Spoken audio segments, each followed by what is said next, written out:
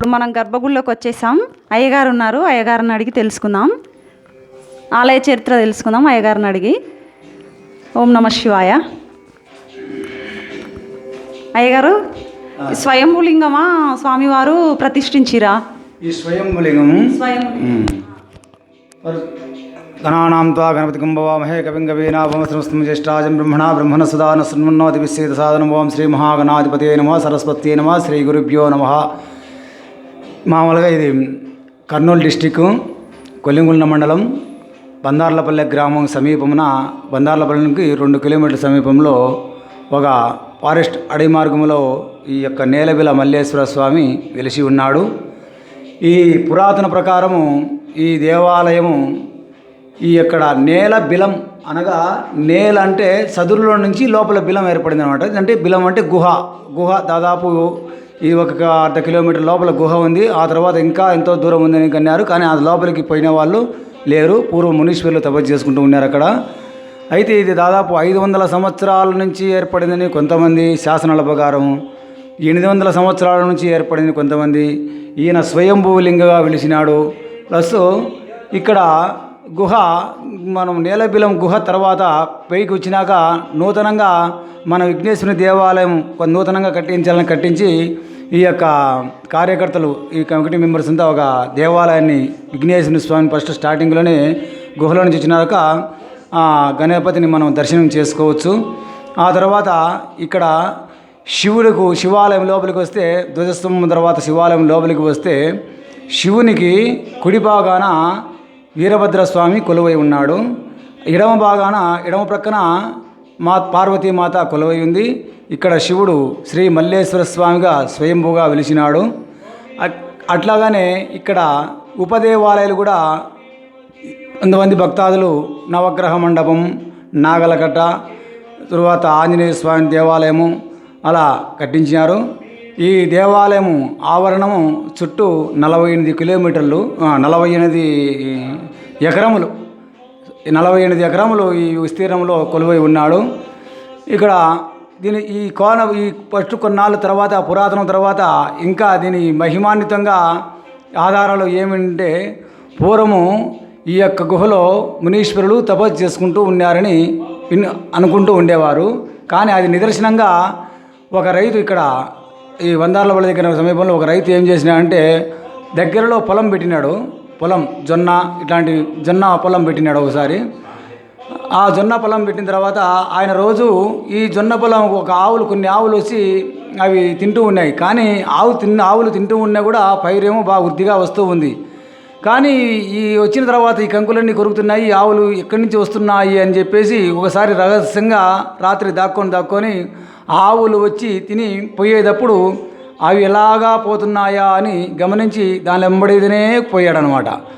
ఆవులు పోతా కొన్ని ఆవులు 4-5 ఆవులు లోపలి గుహలోకి పోయి, ఆ గుహలోకి పోతూ ఈయన కూడా, ఆ రైతు కూడా వెనకమ్మడితేనే పోతూ ఉన్నాడు అన్నమాట తోకబట్టుకొని.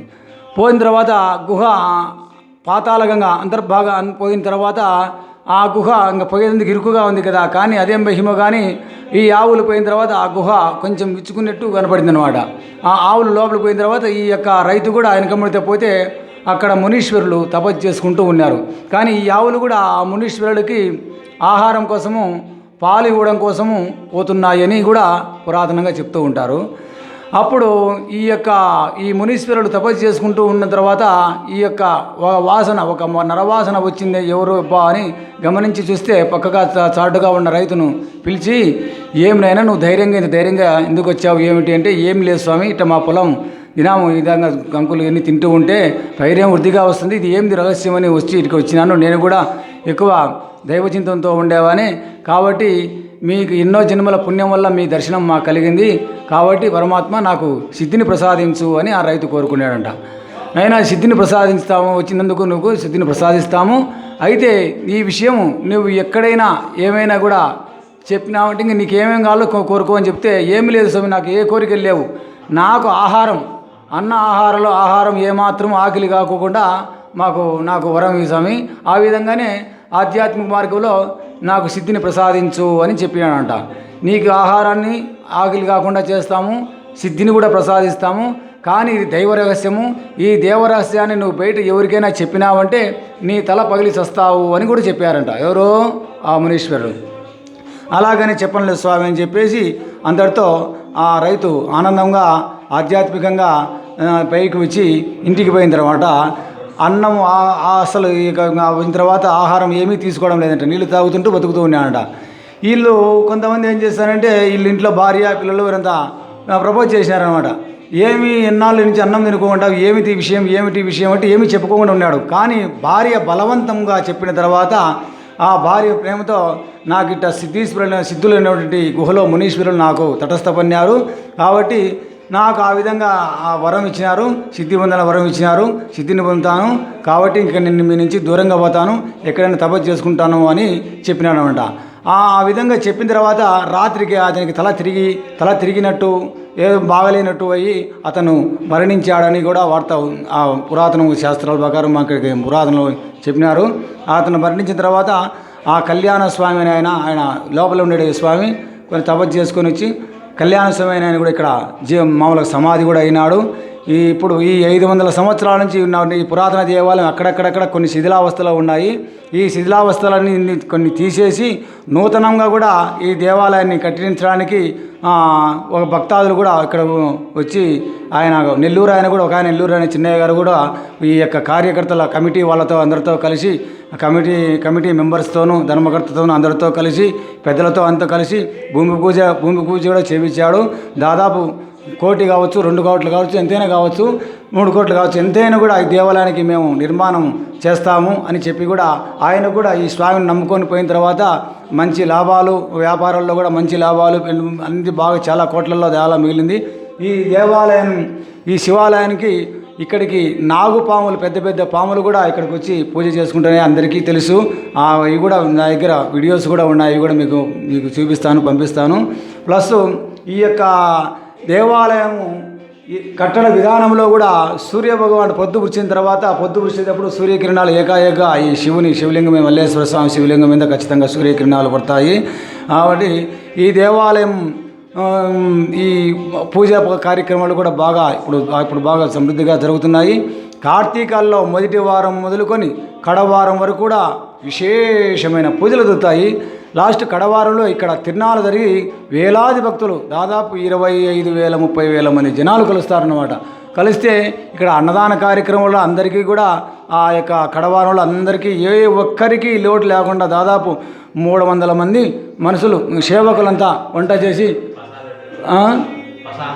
ప్రసాద్ రెడ్డి వాళ్ళు వీళ్ళు చింతరాయపల్లి వాళ్ళు వీళ్ళంతా కలిసి కూడా అన్నదాన కార్యక్రమం చేస్తారు. ఇక్కడ కమిటీ మెంబర్స్ కూడా ఎంతో దేవాలయానికి బాగా సదుపాయాలు చేస్తూ ఉన్నారు. బాలవెంకరెడ్డి గారు కావచ్చు, మల్లేశ్వరెడ్డి గారు కావచ్చు, శివరామరెడ్డి, గోపాల్ రెడ్డి, దేవేంద్ర ఇలాంటి వాళ్ళంతా చాలా మంది కమిటీ మెంబర్స్ కూడా చాలా అభివృద్ధిలోకి తీసుకొస్తున్నారు. అది మీకు శుభం. ఓం నమ శివాయ. ఓం సహనావోదు సహనో భునక్త సహవీర్యం కరవావహై తేజస్వినావధీతమస్తు మా విద్విషావహై. ఓం శాంతి శాంతి శాంతి. ఆ విధంగానే ఈ దేవాలయానికి శివుని నమ్ముకొని పూజ చేసిన వారు క్షేమ స్థైర్య ధైర్య విజయ అభయ ఆయురారోగ్యాల పాటు ధర్మార్థ కామ మోక్ష చతుర్విధ ఫల పురుషాతి సిద్ధిస్తుంది. ఆ భగవంతుని అనుగ్రహము అందరికీ ఎల్లవేళలా కలుగుతుంది. ఓం శాంతి శాంతి శాంతి.